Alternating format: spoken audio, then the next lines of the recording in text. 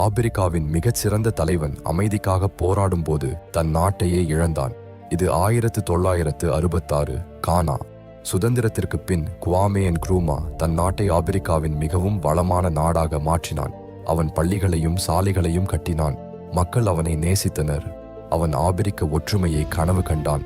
அவனது சோசலிச கொள்கைகள் மேற்கத்திய நாடுகளை கோபப்படுத்தின. ஷையே அவனை வீழ்த்த திட்டமிட்டது. பிப்ரவரி 24 அவன் வியட்நாமில் அமைதி பேச்சுவார்த்தைக்கு சென்றான். உலக அமைதிக்காக உழைத்தான்.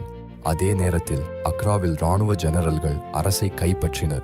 ஷையே அவர்களுக்கு உதவியது. பெய்ஜிங்கில் ரேடியோ செய்தியில்தான் அவன் தன் வீழ்ச்சியை அறிந்தான்.